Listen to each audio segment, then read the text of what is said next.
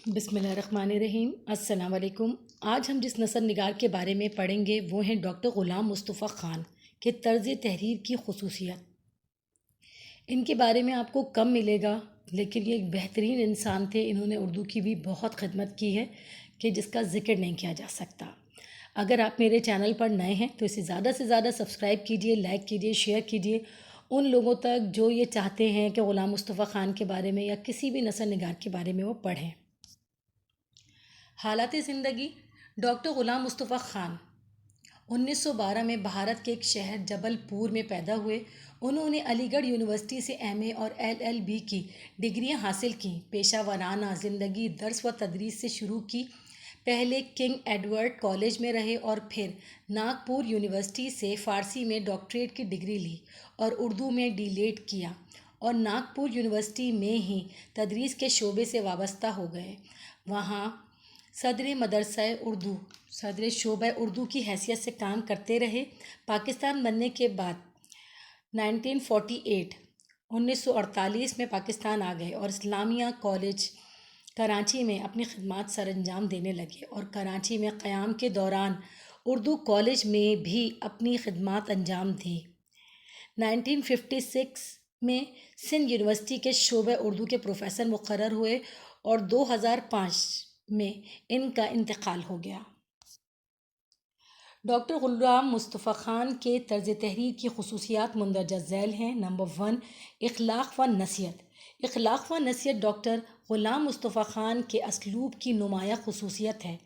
वो मुसलमानों को दुनिया में एक रोशन कौम के तौर पर रोशनास कराना चाहते हैं।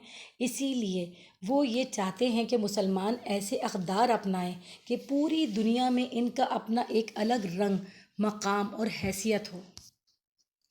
इस्लाम से मोहब्बत।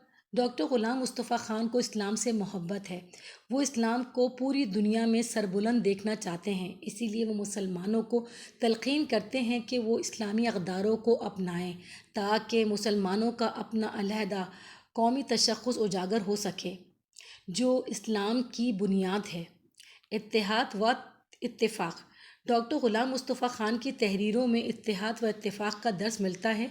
वो ये हकीकत बयान करते हैं कि कोई भी कौम इस वक्त तक तरक्की नहीं कर सकती जब तक कि इस कौम के अफराद में आपस में इत्तेहाद व इत्तेफ़ाक़ कायम ना हो। इसलिए डॉक्टर ग़ुलाम मुस्तफ़ा ख़ान के बेशतर तहरीरों में इत्तेहाद व इत्तेफ़ाक़ का दर्स मिलता है।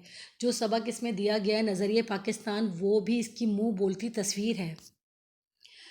तहक़ीक़ व आला मयार। डॉक्टर ग़ुलाम मुस्तफ़ा ख़ान ने तहक़ीक़ को जानफशानी, लगन और दियानत का काम समझ कर किया है और सच तो ये है कि तहक़ीक़ का हक़ सही मायनों में उन्होंने ही अदा किया है। तहक़ीक़ में वज़ाहत से काम है और जो कुछ साबित करना चाहते थे इसमें पूरी तरह कामयाब रहे हैं।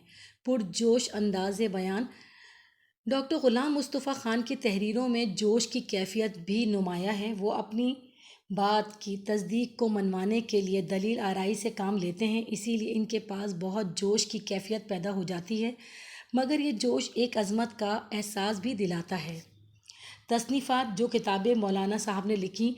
हाली का ज़हनी इर्तिका, फ़ारसी पर उर्दू का असर, अदबी जायज़े, जामे अल क़वाइद, तहक़ीक़ी जायज़े, हज़रत मुजद्दद अल अफ़सानी रहमतुल्लाह अलैह और कुरान इल्मी नक़ूश। बेहतरीन किताबें हैं इनकी, बहुत सारी किताबें हैं और ज़्यादातर वतन से मोहब्बत, इस्लाम से मोहब्बत का जो जज्बा है इनकी यहाँ बहुत नुमाया नज़र आता है।